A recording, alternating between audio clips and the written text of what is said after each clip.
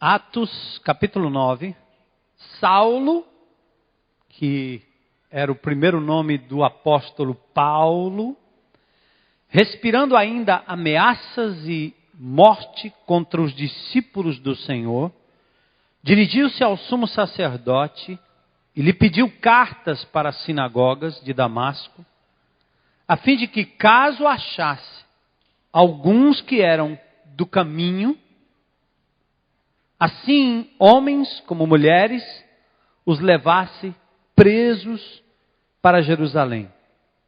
Seguindo ele estrada fora, ao aproximar-se de Damasco, subitamente uma luz do céu brilhou ao seu redor. E caindo por terra, ouviu uma voz que lhe dizia: Saulo, Saulo, por que me persegues? Ele perguntou: Quem és tu, Senhor? E a resposta foi: Eu sou Jesus, a quem tu persegues.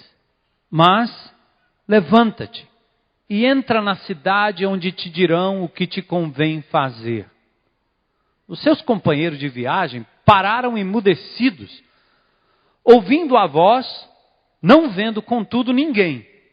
Então se levantou Saulo da terra e, abrindo os olhos, não podia ver. E guiando-o pela mão, levaram-no para Damasco. Esteve 3 dias sem ver, durante os quais nada comeu nem bebeu. Ora, havia em Damasco um discípulo chamado Ananias. Disse-lhe o Senhor numa visão: Ananias, ao que respondeu: Eis-me aqui, Senhor. Então o Senhor lhe ordenou: Dispõe-te, vai à rua que se chama Direita, e na casa de Judas procura por Saulo, apelidado de Tarso, pois ele está orando. E viu entrar um homem chamado Ananias e impor-lhe as mãos para que recuperasse a vista. Ananias, porém, respondeu: Senhor, de muitos tenho ouvido a respeito deste homem. Quantos males tem feito aos teus santos em Jerusalém? E para aqui trouxe autorização dos principais sacerdotes para prender a todos os que invocam o teu nome. Mas o Senhor lhe disse: Vai, porque este é para mim um instrumento escolhido para levar o meu nome perante os gentios e reis, bem como perante os filhos de Israel. Pois eu lhe mostrarei quanto lhe importa sofrer pelo meu nome. Então Ananias foi e, entrando na casa, impôs sobre ele as mãos, dizendo: Saulo, irmão, o Senhor me enviou a saber o próprio Jesus que te apareceu no caminho por onde vinhas, para que recuperes a vista e fiques cheio do Espírito Santo. E imediatamente lhe caíram dos olhos como que umas escamas, e tornou a ver. A seguir, levantou-se e foi batizado. E depois de ter se alimentado, sentiu-se fortalecido. Então, permaneceu em Damasco alguns dias com os discípulos. Senhor, nesta tarde e noite tão preciosa, em que pessoas tão ocupadas priorizam estar aqui neste lugar, para juntos buscarmos a Tua presença, nós te pedimos, ó Espírito Santo de Deus, fala ao nosso coração através da Tua palavra, através do testemunho que aqui será dado, através daquilo que vamos cantar como temos cantado, para que haja, Senhor, hoje à noite, abertura de mente, de coração, mudança de vontade, para que sejamos, Senhor, restaurados pelo Teu poder e pelo Teu Espírito, à medida que caminhamos contigo na Tua presença. Senhor, amolece o nosso coração. Dispõe, Senhor, o meu coração e o coração do Teu povo a Te seguir, a se submeter, Senhor, ao Teu cuidado, à Tua cura, ao Teu trabalho, ao Teu tratamento, para que haja restauração em nós, para que o Teu nome seja glorificado, para que o Teu povo experimente a real felicidade, Senhor. Fala conosco, trata-nos, Senhor, segundo a Tua vontade. Traz salvação aqui hoje à noite a este lugar, segundo o teu querer, e restauração a cada um de nós. É o que te pedimos em nome de Jesus. Amém. Amém. Podem sentar.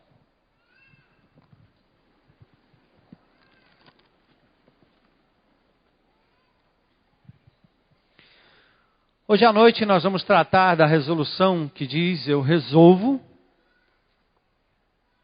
me submeter ao processo divino de restauração. Deus está restaurando todas as coisas. Tudo que foi perdido, entregue nas mãos do inimigo, pela desobediência do homem, Deus está num processo de restauração. A palavra de Deus diz, a Bíblia diz, que até a natureza geme, sente dores. O apóstolo Paulo dá uma feição humana para as próprias árvores, para a natureza, dizendo que a natureza geme, como se ela estivesse sofrendo, aguardando o dia em que a redenção, a restituição, a restauração dos filhos de Deus vai acontecer por completo. O processo já começou, mas haverá um dia em que o Rei dos Reis, o Senhor dos Senhores, virá para estabelecer um reino de justiça. Aí sim, todas as coisas estarão plenas e completas. O ser humano também sofre. A natureza sofre porque o ser humano sofre. Toda a independência do ser humano, toda a altivez, toda a soberba, toda a egolatria, toda a adoração do eu tem trazido ao homem simplesmente dor, muita dor, tribulação, muita tribulação, e todos nós sofremos. Quando aceitamos Jesus como Senhor e Salvador, a gente vem em pedaços, cheios de marcas. E Deus vai trabalhando pouco a pouco e nos restaurando passo a passo, até o dia em que tudo estará completo na sua presença, na eternidade. Mas, eu gostaria de falar sobre o princípio da restauração hoje na Igreja de Jesus versus o que nós tínhamos no Velho Testamento, na lei, no código, na regra. Por exemplo, o Velho Testamento tem como base de conduta a lei. Você obedece e você é feliz. Você desobedece e você será infeliz. Você obedece e ganha recompensa. Você desobedece e você não ganha recompensa. O Velho Testamento foi dado em cima deste princípio. A conduta está na lei de Moisés. No Novo Testamento, o fundamento é a graça de Jesus. Eu não obedeço para receber alguma coisa. Na graça é diferente. Eu recebo de Deus gratuitamente e agora eu obedeço por amor. Não por obrigação, tampouco por temor. A lei e a graça são estágios diferentes da revelação divina. Quando o povo de Israel era ainda neófito, criança, bebezinho, como o povo de Deus, Deus teve que se revelar através da lei. É como você faz com uma criança. Você enche crianças de regras. Imagine uma criança de 2, 3 anos dentro da sua casa. Você vai dizer, não mexa no fogão, não abra a geladeira, não mexa no som, não brinque com fósforo, não pegue no gás, não troque o gás, não mexa com nada que é perigoso. O tempo vai passando. Imagina uma dona de casa agora, você dizendo para ela, não mexa no fogão, não pegue no fósforo, não acenda, não pode. Porque agora ela já chegou numa idade em que manipular essas coisas é parte da sua função e ela normalmente o faz com sabedoria. Sabe qual é a medida do gás. Abre o gás, mas põe fogo rápido, senão a coisa complica. Então, Israel viveu essa fase da meninice. As regras existem para os meninos em Cristo, para os infantes, para as crianças, para aqueles que precisam de uma forma ou de outra de regras para os manter na linha. E elas precisam ser duras de vez em quando. Por isso a lei do olho por olho, dente por dente no Velho Testamento, às vezes pouco entendida. Mas a graça é diferente. A lei foi dada a um povo em formação, bebês em Cristo. A lei serviu como um aio. Paulo usa a palavra grega paidagogas, de onde vem a palavra pedagogo. Serviu como um aio, como alguém que conduz uma criança até a maturidade. A lei serviu para isso. A lei serviu também como sinais para o futuro. Fortaleza, 45 quilômetros. Tem lá na Sol Point, na 085, se não me falha a memória. E às vezes você olha 45 no teu odômetro, parece que não chega nunca. 60, 50, 60 e não chega. Mas a lei serviu como uma placa indicando a realidade que viria, que era o tempo do novo pacto, da nova era em Cristo Jesus. A lei era baseada em ritos e restrições. Eu acabei de ler o livro de Levítico. E agora estou lendo o livro de Números. Deus era bem meticuloso no Velho Testamento. Você lê, às vezes se aborrece, diz, puxa, que negócio complicado. Mas pensa como um povo ainda menino, um povo ainda infantil, precisava de detalhes e de regras bem claras para demonstrar e entender, aliás, a santidade de Deus. A lei era facilmente manipulada, porque a obediência do ponto de vista externo já demonstrava um ar de piedade.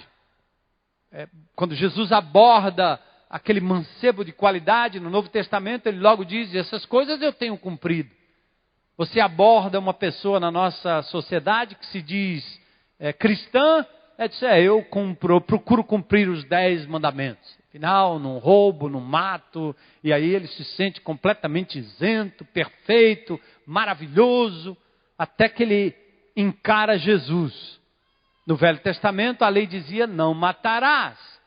E você pode ter certeza que nesse auditório aqui, se tem alguém aqui que matou alguém, deve ser só uma meia dúzia que diria, eu já atirei em alguém. Um dia eu estava num lugar aí, e me disseram, aquele rapazinho que está ali com a foice na mão, já matou uns 3. Ah, é? E nós estamos indo em direção a ele, é? Aham. Legal. Então, poucos têm essa experiência. A maioria aqui diria, eu nunca matei ninguém. Com esta proposição e mentalidade, quando você se vê face a face com Jesus, no Novo Testamento, ele muda a lei, torna a lei algo muito mais profundo e diz, olha, qualquer que no seu coração intentar o mal contra alguém já matou. E aí não tem nenhum aqui que não possa ser considerado um assassino. Lembra lá no trânsito quando você levou uma fechada? Então a lei serviu de aio, era para uma nação infantil. A lei era reforçada por preceitos, por ritos, por regras, o dia de sábado. Não podia dar tantos passos, não podia acender o fogo, não podia oferecer não sei o quê, não podia plantar, não podia colher. O Velho Testamento era assim. A lei tem um propósito muito claro, e o apóstolo Paulo fala sobre isso. Preste atenção. A lei tem também a finalidade de revelar o quanto eu e você estamos longe da perfeição. Porque toda vez que existe um manual de regras, nós vamos quebrar bem rapidinho. A lei, enquanto não havia lei, estava tudo bem. Colocou a lei, ai, ai, ai. Eu brigo porque eu não quero a lei, porque a lei vai mostrar quão fraco, quão falho eu sou. Então a lei revela o quanto estamos longe do ideal de Deus. E o quanto somos incapazes de cumprir o que Deus nos ordenou. Qual é o resultado da lei? Condenação. Porque ela vai te pegar. Você vai ser condenado se tentar viver guardando a lei. Mas Jesus trouxe uma nova realidade. A nova aliança.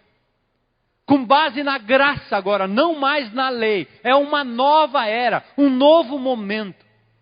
Na lei, nós pagamos o preço do erro e da condenação. Na graça, Cristo pagou o preço por nós e nos libertou da condenação da lei. Fantástico, não é? Na lei, a dívida é minha, eu tenho que pagar e não vou conseguir pagar nunca. Na graça, Jesus morre na cruz do Calvário e pega todos os condenados, inclusive eu, e diz: agora eu paguei o preço, você está livre, perdoado e absolvido pela fiança que custou a minha vida e o meu sangue. Isto é graça. Jesus ainda vai mais longe. Ele não apenas paga os pecados que eu cometi no passado, Ele paga os que eu cometo hoje e pagou os que eu cometerei daqui em diante. Vocês acreditam nisso? Fraco demais. Esse negócio é tão anti-humano, né? Tão anti-ego, que é... Peraí, repete de novo aí, pastor. Como é? Sim, eu e você estávamos condenados pela lei e Jesus se apresentou perante o santo juiz, aquele que não devia, que não tinha pecado, que não tinha condenação sobre si, se oferece na cruz do Calvário e morre em meu lugar, em seu lugar. E agora os meus pecados passados, presentes e futuros já foram pagos pelo sangue de Jesus. Vocês creem nisso? Amém. Gente, quando eu penso nisso, dá vontade de pular. Alguns, quando ouvem isso, dizem assim: ah, então, pastor, quer dizer que agora eu posso pecar bem muito.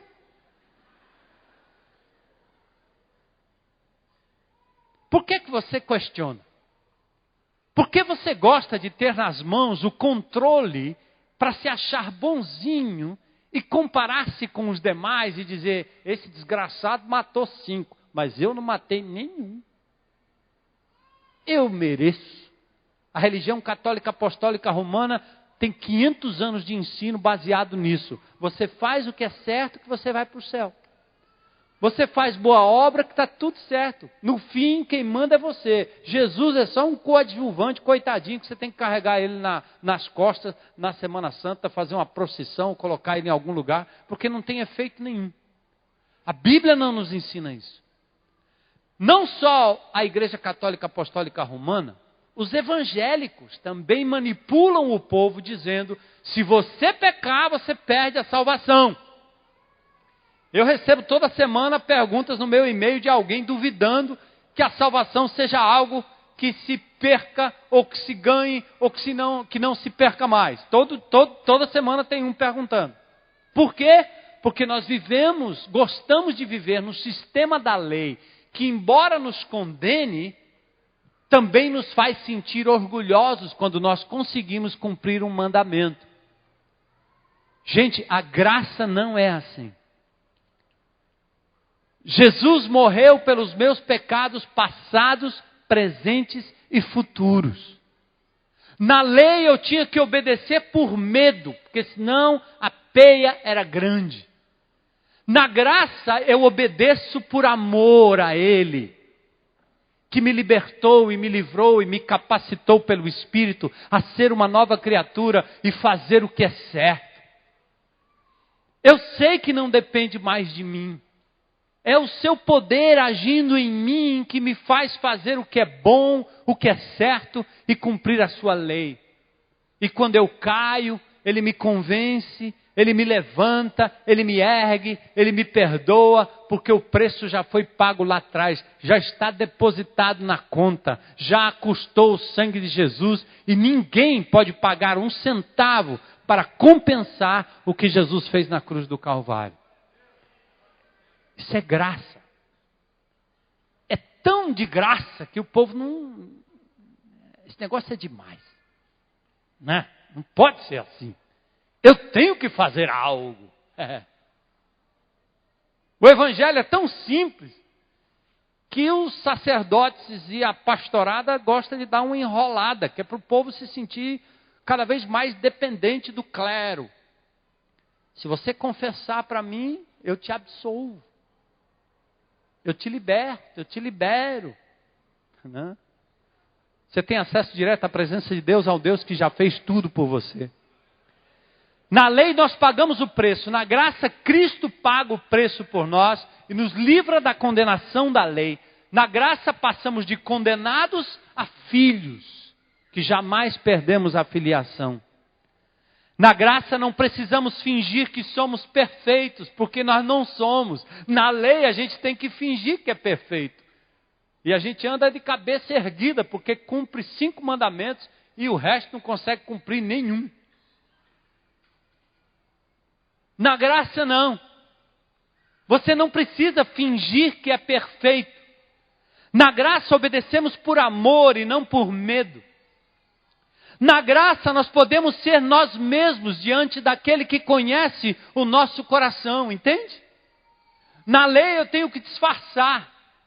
Eu tenho que colocar uma capa, tenho que mostrar algo que eu, na verdade, não sou. Mas exteriormente eu posso mostrar minha roupa, minha fala, meu cabelo. Está vendo?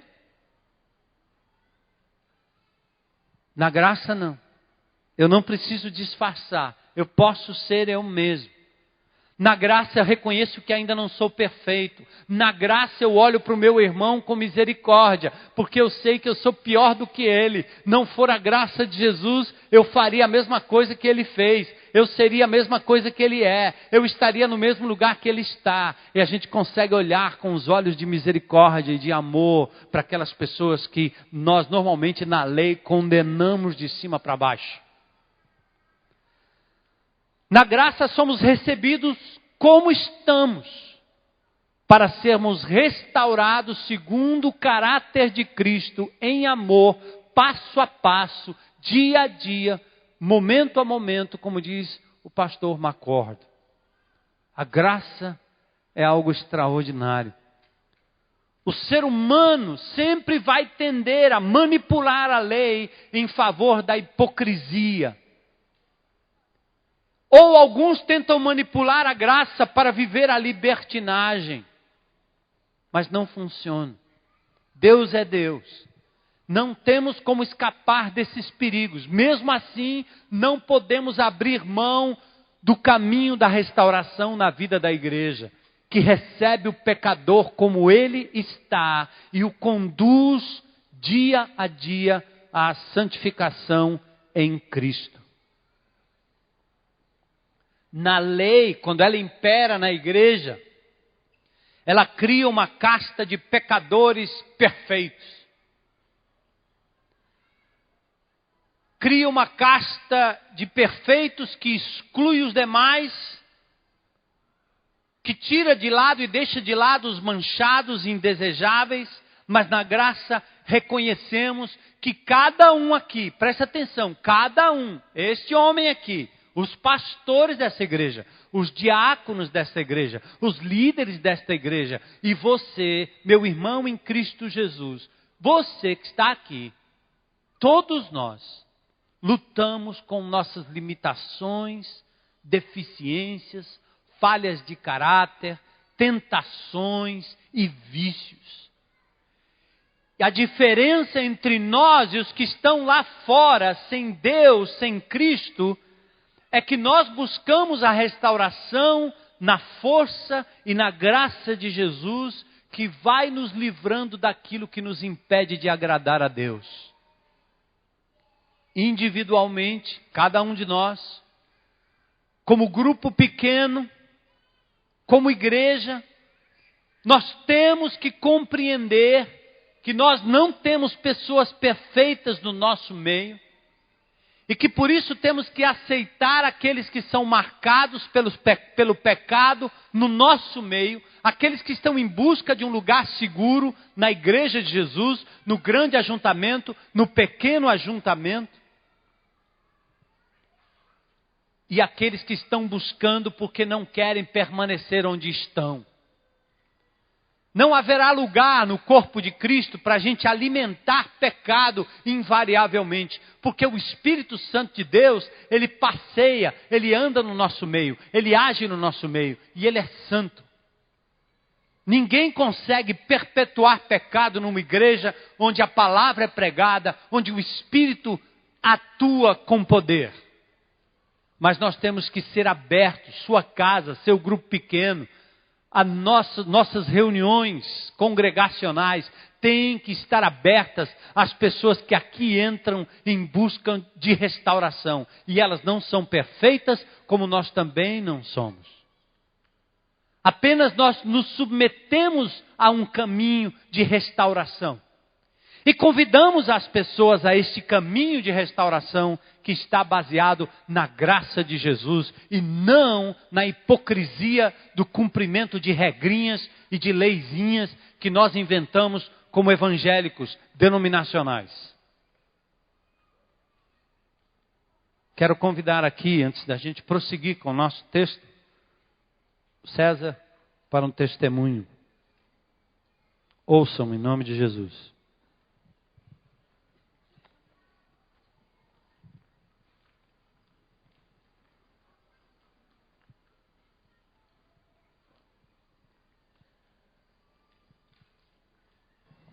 É acompanhado, né? Apresentem-se. Boa noite, igreja. Sou o César. Essa aqui é a minha amada esposa, Kátia. Sou um discípulo do Senhor Jesus Cristo, que há 5 anos vem vencendo a luta contra a bebida, o adultério e a ira. Minha esposa se chama Kátia, somos casados há 15 anos. Temos 2 filhas, Andressa e Giovana. Homem da noite, do som do cavaquinho e do violão, vivia em rodas de samba, cantando em casas de shows, participando de alguns programas de rádio ao vivo, tocando pagode. Tudo se tornava fácil, da bebida às mulheres. Meu casamento, de mal a pior, porque casamento era apenas um detalhe. Para mim, o objetivo principal era ser reconhecido como um cara que mandava bem no samba. Em setembro de 2003, minha esposa, não aguentando o meu não comprometimento com a família, resolveu dar um basta. A princípio, era o que eu queria. Passaram-se alguns dias e logo percebi que estava perdendo o que era mais precioso para mim: meu casamento, minha família. Os primeiros meses foram terríveis. Meu processo de restauração começou ainda em setembro daquele mesmo ano.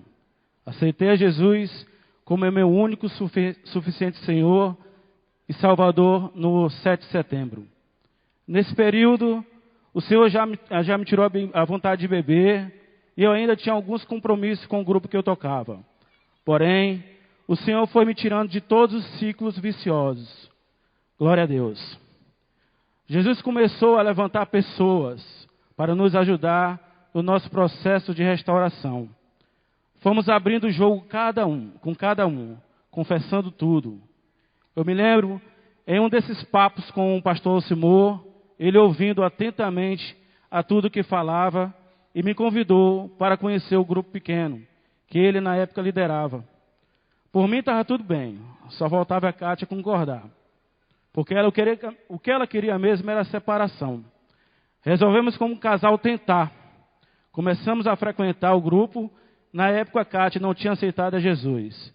Bastou alguns meses de acompanhamento e ela logo tomou a decisão por Cristo.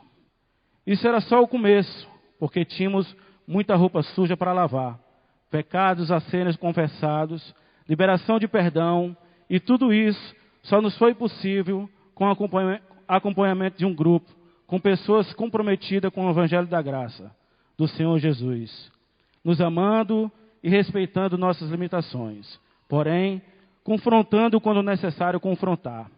Hoje, já se passaram alguns anos, vivemos na total dependência do Senhor. Participamos de um grupo pequeno. Aliás, fomos convidados pelo pastor para sermos aprendizes do grupo que ele mesmo lidera.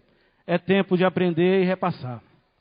O que eu posso dizer para encorajar as pessoas e casais que passam por lutas e dificuldades é: não optem por guerrear sozinhos.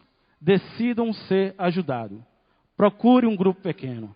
Abra o jogo e veja a glória de Deus descer sobre a sua vida, sobre o seu casamento. Louvo ao Senhor pela vida da minha esposa. Mulher de Deus, mulher que muitas vezes tem sido boca do Senhor para me edificar. Obrigado pelo silêncio de todos. Deus abençoe.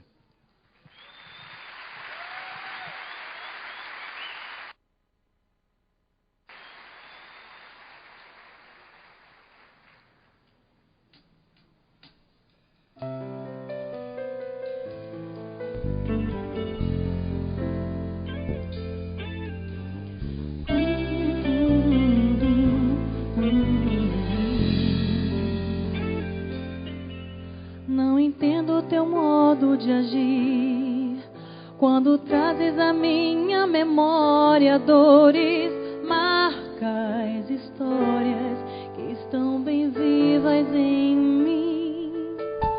Sob o discernimento dos fatos, vejo tantos problemas, apertos e mágoas. Só tu me conheces bem. Algo mais no meu interior carente, ó Pai singular, traz a luz pra minha mente. Sou todo teu, põe teu selo sobre mim, conforta-me com amor sem fim.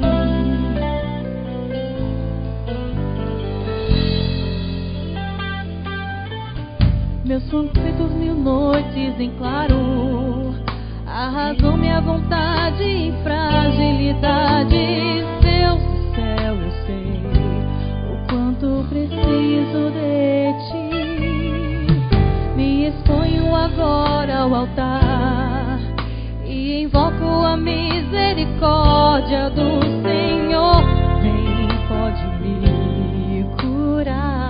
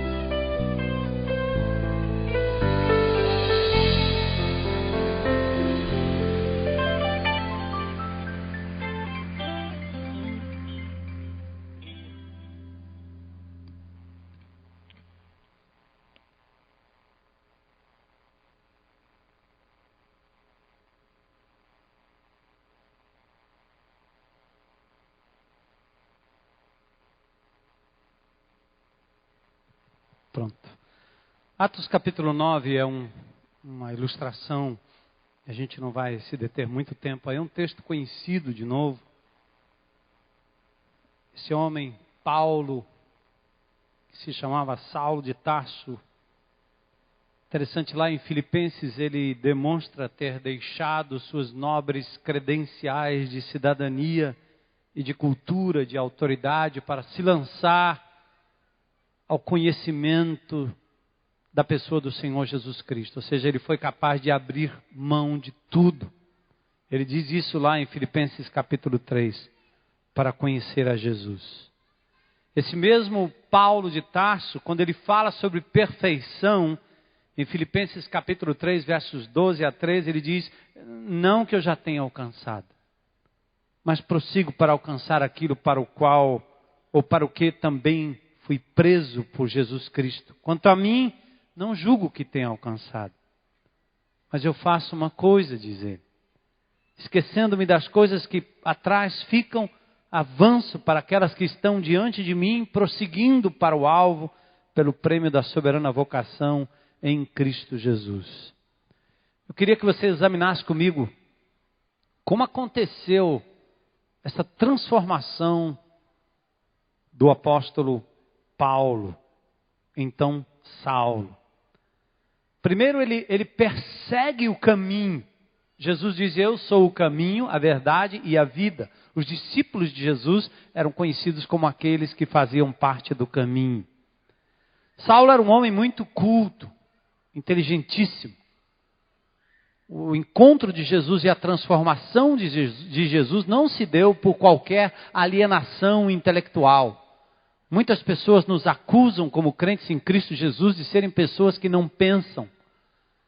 Talvez elas não conheçam bem o conteúdo da palavra de Deus, um livro tão rico. Paulo fala que o nosso culto é um culto logikos, lógico, racional, inteligente. Nem tudo nós entendemos porque somos finitos. Saulo era um homem culto, rico, de muita influência entre os judeus.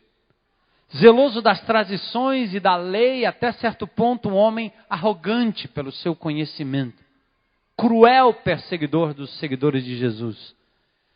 No livro de Atos, capítulo 8, verso 3, diz que ele assolava a igreja entrando pelas casas onde os crentes se reuniam e arrastava homens e mulheres, encerrando-os ou prendendo-os, levando-os à prisão. No verso 1 do capítulo 9 diz que Saulo respirava ameaças e mortes contra os discípulos do Senhor. Ele tinha autoridade legal para prender estes que ele considerava pertencerem a uma seita. O sumo sacerdote Caifás, um homem de Deus, manipulando a lei de Deus, referendava a brutalidade do apóstolo ou do Saulo de Tarso, aquele que obrigava os inocentes a negarem sua fé, sob ameaça de tortura e morte. Aqui um coração cruel e perseguidor dos inocentes. Finalmente ele estava no caminho de Damasco. Enquanto a luz do sol iluminava o caminho para Damasco, as trevas prevaleciam na mente e no intelecto de Saulo de Tarso, como muitos homens da nossa cidade, muitas mulheres da nossa cidade, inteligentíssimas, pessoas cultas, mas dentro do seu coração parece que as trevas prevalecem. Eles não permitem que a luz do Evangelho, a luz da pessoa de Jesus, tampouco a possibilidade de examinar quem é Jesus e qual é o real Evangelho de Jesus, eles não permitem, não tem chances. Paulo tem um encontro fatal no verso 3. O encontro com a luz. A pergunta fatal de Jesus é: Saulo, Saulo, por que me persegues? Jesus demonstra a identidade da sua igreja consigo mesmo. A igreja é seu corpo. Enquanto Saulo perseguia os crentes em Cristo, os discípulos de Jesus, ele perseguia o próprio Jesus. Nesta hora o confronto revela a identidade de Jesus com o seu corpo, com a sua igreja, quando ele diz: Saulo, Saulo, porque me persegues. Paulo perseguiu os cristãos e assim perseguiu o Senhor deles, numa atitude de rebeldia contra a autoridade celestial. No verso 5, Paulo faz uma pergunta: quem é Senhor? Quem és tu, Senhor? Jesus diz: eu sou Jesus, a quem tu persegues. Duro é para ti recalcitrar ou replicar, desobedecer, insurgir-se contra os ferros pontiagudos, como um animal que não obedece ao mandado do seu dono. As esporas que tentam levá-lo para um lugar. Jesus disse: é duro, Saulo. Você está perseguindo e vendo todo o tempo a evidência do meu poder, da minha graça, e você continua resistindo, como muitos amigos queridos, pessoas amadas, que num subterfúgio mental, eles rejeitam a religião e por isso rejeitam o Cristo que os religiosos pregam. O desafio é sempre: você precisa de um encontro pessoal com Jesus. Ele é a luz, não a igreja, não o pastor, não os crentes.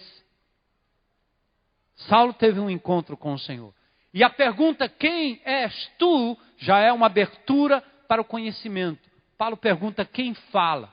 E houve a resposta que não só o incrimina, mas demonstra a sua resistência ao novo caminho. Porém, perguntar é um bom passo para a restauração. Deus tem nos cercado com seus laços de amor.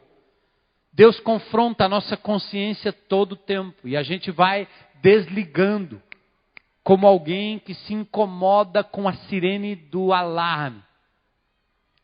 Alguém que diz: esse alarme é tão chato e toca tão alto que eu vou desligar.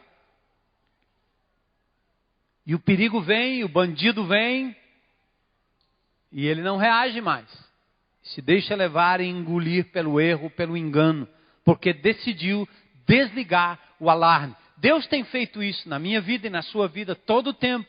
Ele está trabalhando na nossa consciência e dizendo: vem para mim, se deixe restaurar, conduzir por um caminho de verdade. No verso 6, Saulo tem reações emocionais, reação resoluta. Ele diz: que queres que eu faça? Diante de tanta luz, de tanto poder, de tanta misericórdia, ele está diante daquele a quem ele perseguia. Poderia ter sido fulminado na hora, mas Jesus, com muito amor, dialoga com o seu perseguidor. E Saulo pergunta: quem és tu? E a segunda é: que queres que eu faça? Que queres que eu faça? Aqui uma declaração de impotência, porque o Saulo, que sabia absolutamente tudo, era resoluto, agora estava dizendo: Senhor, que queres que eu faça? Imagine o poderoso Saulo não sabendo mais o que fazer. Parece ridículo, incoerente, mas são exatamente os primeiros passos do caminho da restauração que nós pregamos aqui, ensinamos aqui, e todas as sextas-feiras lá no Colégio Querigma a gente se reúne para trabalhar os passos. O primeiro passo diz assim: admito ser impotente diante dos meus traumas, emoções e comportamentos compulsivos que estão tornando a minha vida ingovernável. O grande problema do ser humano é esse orgulho, a incapacidade de admitir que é impotente, que não aguenta mais, que não dá mais, que não é mais possível, e ele não se rende. Saulo disse: Senhor, eu não sei mais o que fazer. O que queres que eu faça? O segundo passo do caminho da restauração diz: creio que só o poder de Jesus poderá restituir a minha saúde física, emocional e espiritual. Primeiro uma rendição ou uma declaração de impotência. Depois uma rendição, dizendo: Jesus, me conduz. Eu me lembro no dia que eu entreguei minha vida a Jesus num culto de quarta-feira à noite. A minha vida era como um papel amassado. E era mais ou menos assim, ainda que desafiando Jesus, dizendo: se esse teu Jesus é capaz de mudar a vida de uma pessoa tão errada como eu, pois tome. A petulância está na hora da entrega. Mas é assim. E a misericórdia de Jesus foi mexendo no meu coração e me roendo, me quebrando por dentro. Como Ele tem feito ao longo dos anos da minha vida, na sua vida, de uma forma gentil, amorosa, até que a resistência é tão dura que Ele tem que usar uma marreta, um martelo, para quebrar a pedra dura do seu coração. Mas a sua decisão hoje é, eu resolvo dizer, o que queres que eu faça, Senhor? O terceiro passo, eu decido entregar minha vida e vontade aos cuidados de Jesus. E agora nesse encontro de Saulo com Jesus, e nessa rendição, Jesus não diz que está tudo certo, tudo pronto, tudo feito, tudo perfeito. Agora é só obedecer meia dúzia de mandamentos, frequentar os cultos, está tudo resolvido. Não. Agora que você perseguia o caminho, Saulo, você tem um novo caminho a trilhar. E é um caminho, é o caminho da restauração.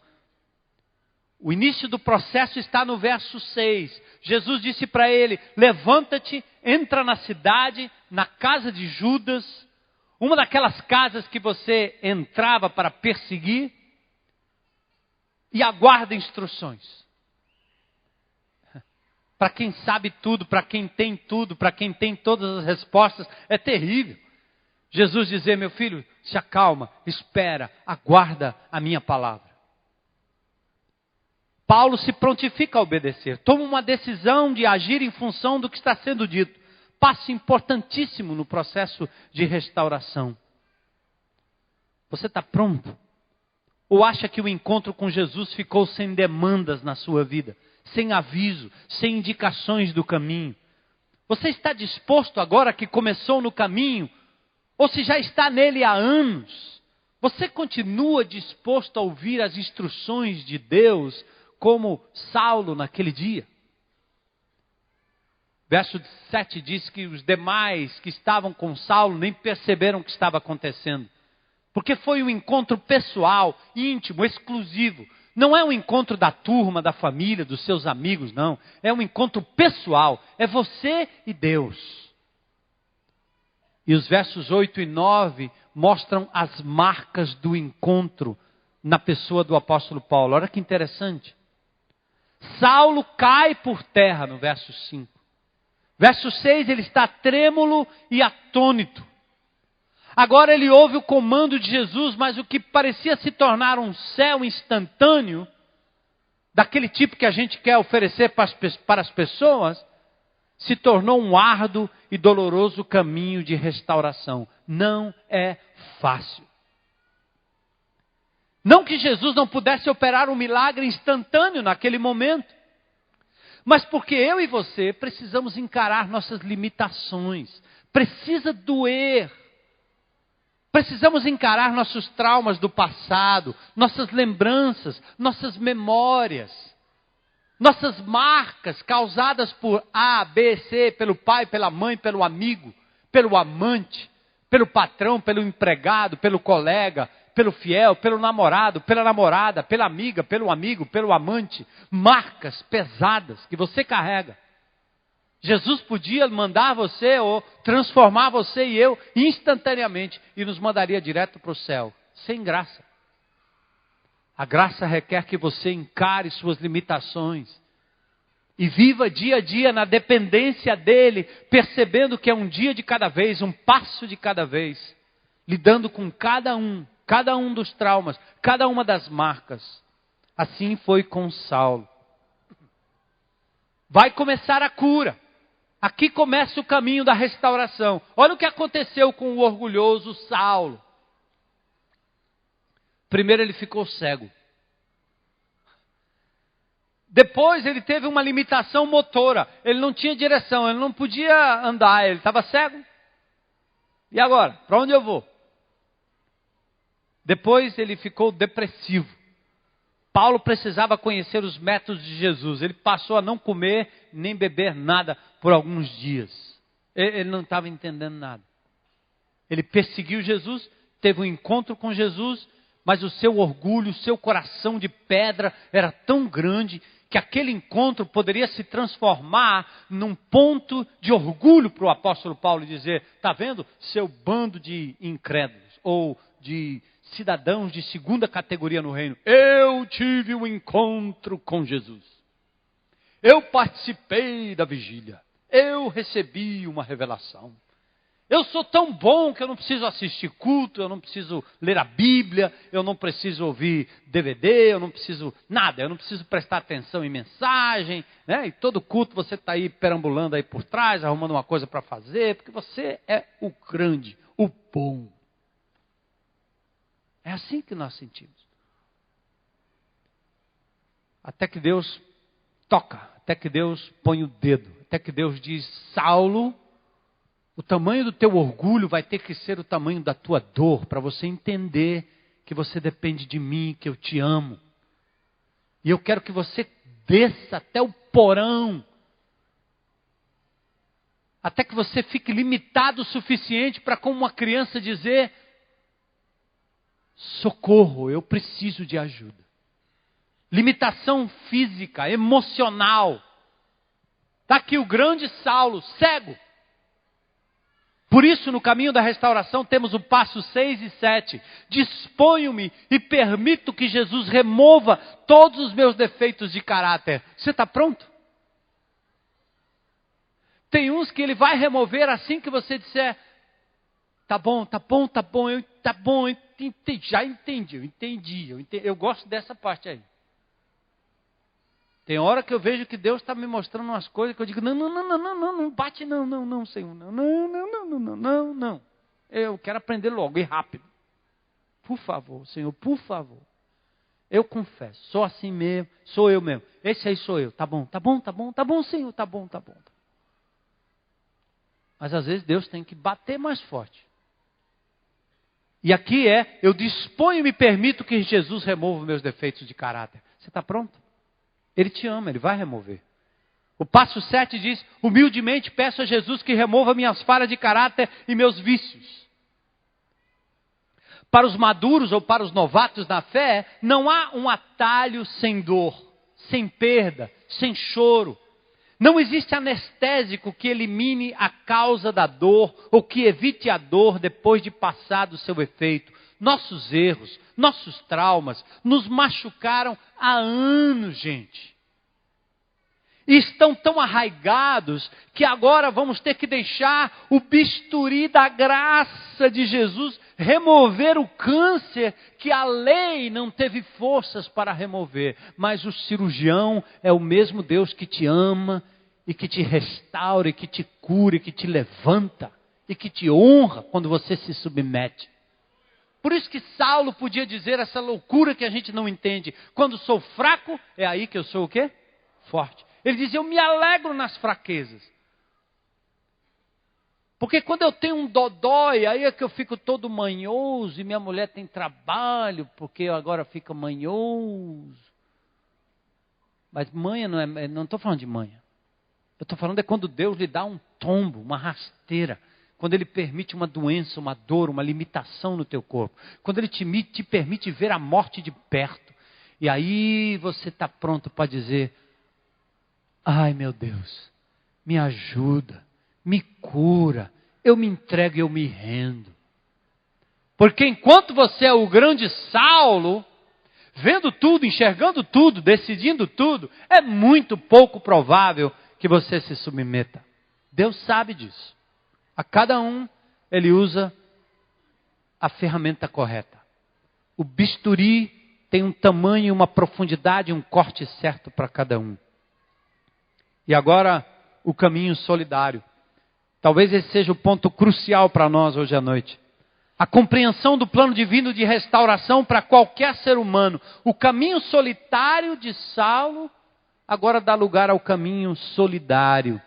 O isolamento, a separação e a solidão são como estufas propícias para o desenvolvimento dos nossos mais graves pecados. Quanto mais eu me isolo das pessoas, quanto mais eu me afasto das pessoas. Você já notou que quando você alimenta um pecado, quando você está mal da cabeça, do juízo, do seu psicológico, do seu emocional, você quer se isolar das pessoas?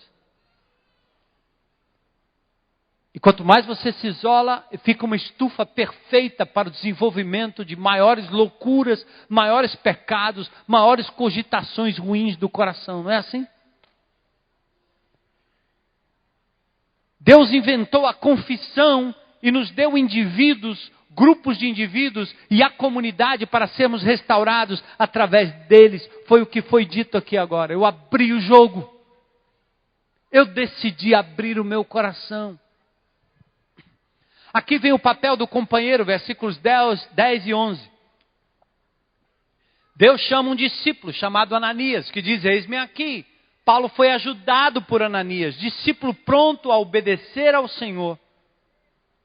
Como disse a Síria Giovenardi, nossa psicóloga que trabalha na restauração todas as sextas-feiras ali e também junto à diaconia e o ministério pastoral, restauração não é uma jornada para se fazer só. Precisamos de uma rede de proteção, encorajamento, apoio, pessoas que ouçam nossas confissões, orem por nós, confrontem nossos pecados, nos deem apoio nas recaídas, celebrem conosco as vitórias. E olha o papel do pequeno grupo, que já foi dito aqui. Paulo, restaurado emocionalmente, voltou a comer bem e sentir o conforto de um grupo de irmãos, discípulos que estavam em Damasco. O perseguidor e algoz dos discípulos agora é amado e servido por eles. Ele está na casa de Judas, no verso 11. Uma prova da cultura da aceitação e perdão existente entre os irmãos. Imagine, o povo recebendo aquele homem cego, que era exatamente aquele que havia perseguido e quem sabe matado, torturado alguns dos irmãos. Só a graça de Jesus para aceitar dentro de casa alguém que talvez tenha matado um parente, um amigo, um filho, um ente querido, um cônjuge. Agora lá vem esse homem cego para ser recebido dentro de casa. Talvez alguns de nós gostaríamos de vingança. Vamos dar uma peia nesse ceguinho aí. Não é ele agora, ó, tá cego aí agora. Bom, agora é hora. Não, os irmãos recebem Saulo com amor, porque agora ele encontrou a luz de Jesus, está debaixo da graça, e Deus pediu que nós amássemos os nossos inimigos, e esse amor é a graça de Jesus sobre nós. No verso 19, Saulo esteve alguns dias com os discípulos que estavam em Damasco. Verso 23, passou muitos dias, os judeus tomaram conselho em si para o matar. A comunhão dos sofrimentos se manifestaram na vida de Paulo. Logo ele começou a pregar a Cristo e enfrentar o poder religioso com suas leis, ritos vazios de significado. E agora ele, de perseguidor, passou a ser perseguido. O papel da igreja a gente vê em Atos capítulo 13, para a gente terminar. Saulo agora estava integrado à igreja local. Deus tinha planos para a vida de Saulo. Já fora predito pelo Senhor Jesus que ele seria um vaso escolhido lá no início. Mas o processo de restauração não poderia ser boicotado pela pressa, como alguns têm no meio da congregação. Você precisa ser restaurado. Primeiro, ter um encontro pessoal com Jesus, participar de um processo de restauração com pessoas amigas, participar de um grupo pequeno para abrir o seu coração, amar e ser amado, confrontar e ser confrontado, viver no seio da igreja e demonstrar que você tem vida, tem caráter, tem dons à disposição de Deus para depois ser enviado pelo Espírito Santo como Saulo foi aqui em Antioquia. Foram 14 anos desde a sua conversão. Saulo estava no lugar onde Deus se manifestava para falar ao coração dele e ao coração da igreja. Não há restauração longe do corpo de Cristo. Não há restauração longe do grupo pequeno. Não há restauração longe de parceiros de prestação de contas. Por isso nós vamos neste ano de 2009 trabalhar incansavelmente, incessantemente, para que cada membro dessa comunidade esteja envolvido, tenha parceiros, tenha pessoas com as quais ele pode dividir o coração, dividir a vida.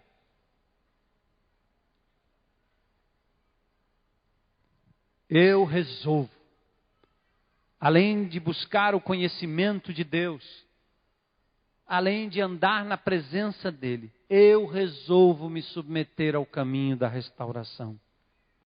Compreendo que não sou Deus, que não tenho poderes para lidar com os meus próprios pecados. Compreendo que preciso confiar em Jesus para a minha libertação, que devo fazer um inventário dos meus pecados, reparações com aqueles a quem tenho ofendido, estender perdão a quem me magoou. Eu decido, eu resolvo trilhar o caminho da restauração. E queridos, nesta igreja não há alternativa. Todos nós estamos debaixo do caminho da restauração. Em nome de Jesus, resolva caminhar por aí. Nós nos reunimos às sextas-feiras no Celebrando a Restauração, e ali tem gente que pensa que é coisa só de maluco, de gente que vem de fora, todo torto, todo quebrado. Restauração é para todos nós. Eu tenho um depoimento de um amigo meu, ele deve estar por aqui, talvez, um casalzinho que a gente tem falado do amor de Jesus para os dois. E segunda-feira nós tivemos uma reunião, ele disse, rapaz, eu tenho uma novidade para dizer. Me livrei de um dos meus vícios. E foi o casal. E se livraram do mesmo vício. E depois eu encontrei depois e disse, e aí, como é que tá? Ele disse, rapaz, a coisa não está fácil. Porque não é fácil, não. O negócio te persegue. Você cheira de longe. Você vê em todo canto. Te oferece. Aí ele disse assim para mim, ele disse, mas eu estou fazendo igual vocês fazem lá na sua igreja. Como é aquele negócio como é? Limpo só por hoje, ou por tantos dias. Eu disse, amém. Não fez uma decisão pública por Jesus, mas já entende o caminho da restauração. E faz a leitura certa dos crentes, como faz a leitura certa do homem de Deus que está aqui na frente, dizendo, eu também tenho minhas limitações. Eu também estou limpo só por hoje de pecados que são meus, pessoais. A ira, a vingança, a soberba. Coisas que apontam e aparecem todo o tempo na nossa vida. Todo o tempo, toda hora. Toda hora, todo o tempo. Você está procurando o velho homem querendo aparecer. E Jesus dizendo, eu estou aqui e você está crucificado comigo na cruz do Calvário. Eu me submeto, Jesus, para deixar passar por mim a tua vida, teu caminho, teu amor, teu caráter. Eu resolvo. Eu resolvo. Quais os caminhos a percorrer? Antes que a gente termine, eu peço o pessoal do louvor para entrar. Busque ajuda para a libertação dos seus maus hábitos, vícios, falhas de caráter. Não adianta esconder e não precisa esconder. Porque você já foi perdoado em Cristo Jesus. Mas Jesus quer que você ande limpo para ser bênção e abençoado. Faça por amor. Participe dos retiros espirituais. Tem aí no seu boletim. Participe de um grupo pequeno. Envolva-se no ministério. Seja assíduo na grande congregação. E resolva trilhar o caminho da restauração. Amém? Vamos orar? Restauração não é só para bandido, como você classifica. É para mim, é para você. É diária, é todo dia. Todo dia.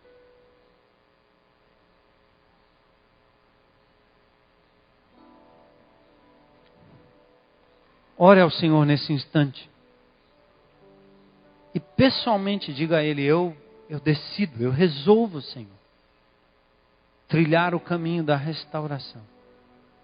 Submeter minhas falhas de caráter, meus vícios, meus traumas, meus pecados ao Senhor Jesus. Reconheço que eu sou impotente para lidar com essas coisas. Que eu preciso de ajuda externa, ajuda do Senhor. Eu resolvo me integrar, me aproximar de pessoas, abrir o meu coração, dizer quem na verdade eu sou. Viver sem máscaras, viver na graça, obedecer por amor, não por medo. Decido não julgar as pessoas. Decido abrir minha vida, minha casa, meu grupo, a minha igreja, Senhor, para receber aqueles que estão em busca de restauração e de salvação. Eu resolvo hoje à noite.